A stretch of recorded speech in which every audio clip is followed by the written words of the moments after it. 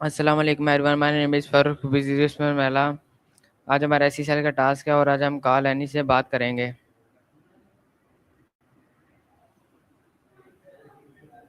Hello chat GPT, क्या मैं आपसे कुछ सवालात कर सकता हूँ? बिल्कुल, पूछिए, मैं सुन रहा हूँ। ओके, मेरा पहला सवाल है, वर्ड्स दी मैटर क्या मतलब है? वर्ड्स मैटर का मतलब है कि शब्दों का महत्व होता है। जो हम बोलते हैं वो असर डालते हैं लोगों के दिल पर, रिश्तों पर और हालात पर भी।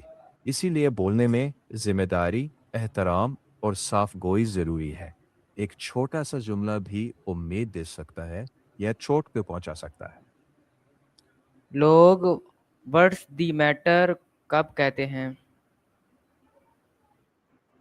हम ऐसा इसलिए कहते हैं क्योंकि लफ्ज़ों का वज़न होता है।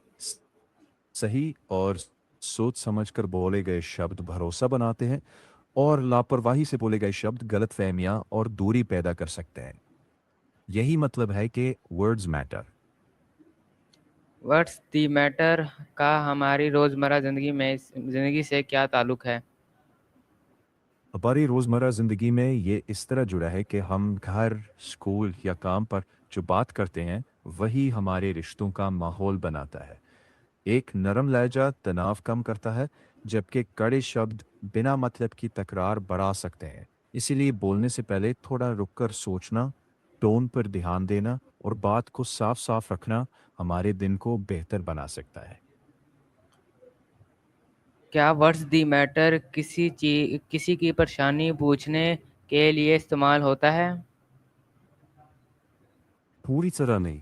वर्ड्स मैटर का मतलब सिर्फ परेशानी पूछने तक सीमित नहीं है, बल्कि हर किस्म की बातचीत में लागू होता है।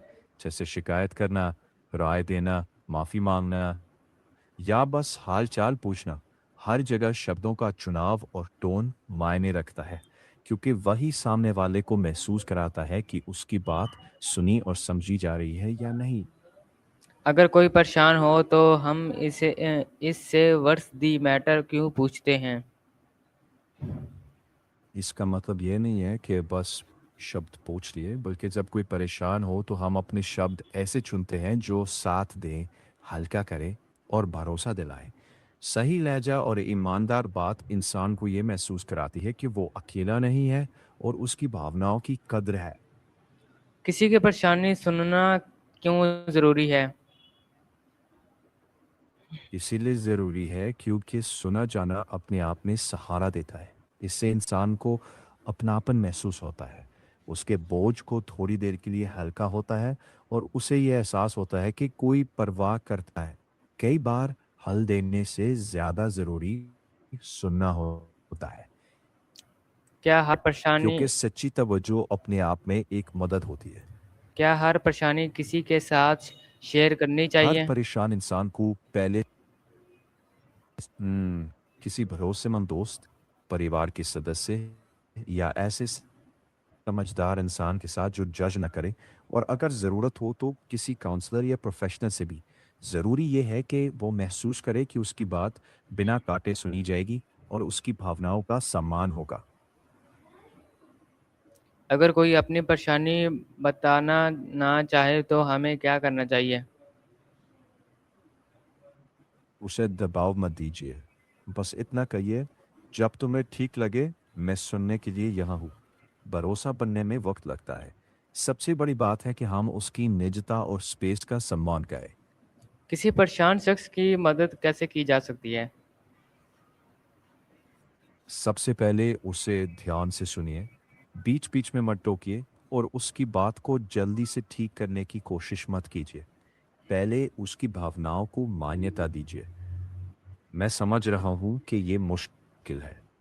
फिर पूछिए, मैं कैसे मदद कर सकता हूँ।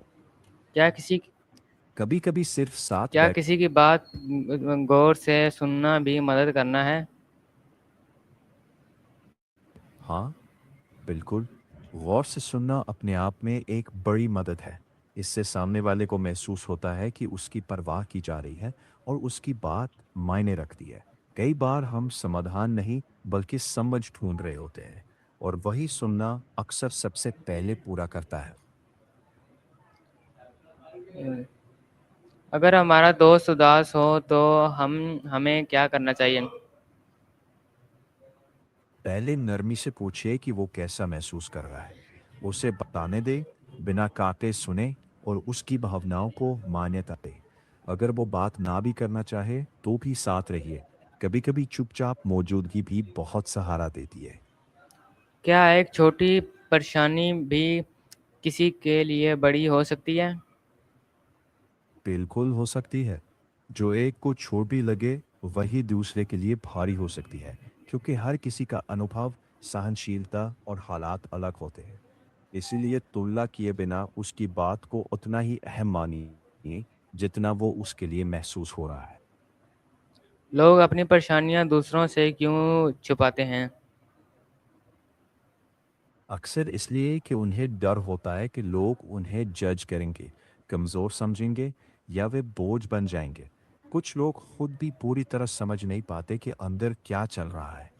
इसलिए सुरक्षित, बिना जज किए जाने वाला माहौल मदद करता है सच सामने लाने में। क्या किसी की परेशानी का मजाक उड़ाना दुरुस्त है या नहीं? नहीं, ये दोस्ताना नहीं है। मजाक उड़ाने से भरोसा टूटता है, शर्मिंदगी बढ़ती है और बंदा और ज़्यादा अकेला महसूस करता है। दोस्ती में समझदारी, इज्जत और हमदर्दी ज़्यादा टिकाऊ रास्ता है। अगर मजाक की आदत है तो कम से कम उसकी परेशानी पर मत कीजिए, बल्कि कुछ हल्का, सहयोगी और सम्मानजनक बोलिए, ताकि उसे लगे कि उसकी बात सुनी और समझी जा रही है।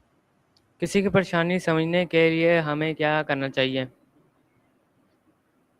हमें उसे ध्यान से सुनना चाहिए, बीच में टोके बिना, और उसके एहसासात को सही मानना चाहिए। फिर नरमी से पूछें, क्या मैं किसी तरह मदद कर सकता हूँ? और अगर वो जवाब ना भी दे तो सम्मान के साथ उसकी स्पेस का ख्याल रखें। क्या हर परेशानी का कोई ना कोई हल होता है? हाँ, नतीजे होते हैं। मजाक उड़ाने से भरोसा कमज़ोर पड़ता है, रिश्ता ठंडा हो सकता है या टूट सकता है, और सामने वाला अपनी बात छुपाने लगता है। थोड़ी सी हमदर्दी और इज्जत अक्सर कहीं ज़्यादा बेहतर नतीजे लाती है। मुश्किल वक्त में खानदान का क्या किरदार होता है? खानदान सहारा, समझ और स्थिरता दे सकता है, अगर वहाँ भरोसा और इज्जत का माहौल हो। लेकिन कभी-कभी वही खानदान दबाव या गलतफहमियां भी बढ़ा सकता है। ऐसे में खुले दिल से बात करना, सीमाएं तय करना परेशानी में और ज़रूरत पड़ने परेशानी में दोस्तों की मदद कितनी अहम होती है? हाँ, दोस्तों का रोल अहम होता है। वे सुनते हैं, हौसला देते हैं और ये याद दिलाते हैं कि आप अकेले नहीं हैं। एक अच्छा दोस्त आपकी भावनाओं को हल्का कर सकता है, बिना किसी दिखावे या फैसले के। ऐसी दोस्ती मुश्किल वक्त में ताकत बन जाती है।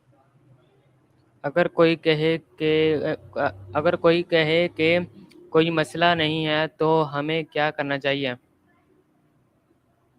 उसकी बात का सम्मान करें, दबाव न डालें और हल्का सा यकीनी बना ले, ठीक है, लेकिन अगर कभी बात करनी हो तो मैं यही हूँ।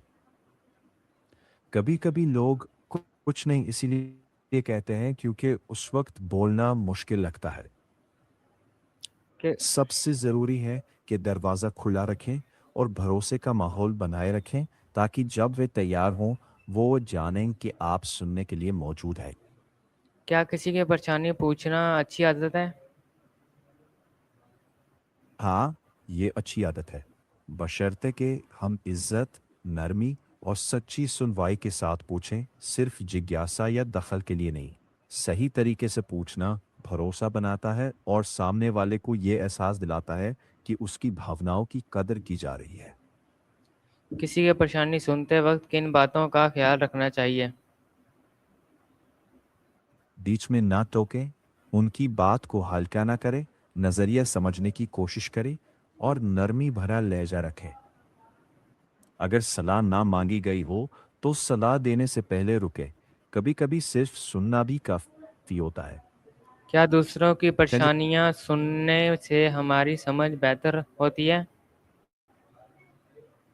हाँ, सुनने से हम अलग-अलग अनुभवों, भावनाओं और नज़रियों को समझते हैं, जिससे हमारी हमदर्दी और समझ दोनों बढ़ती है। हम कम जज करने लगते हैं और ज़्यादा समझदार बनते हैं। Thank you so much. You welcome.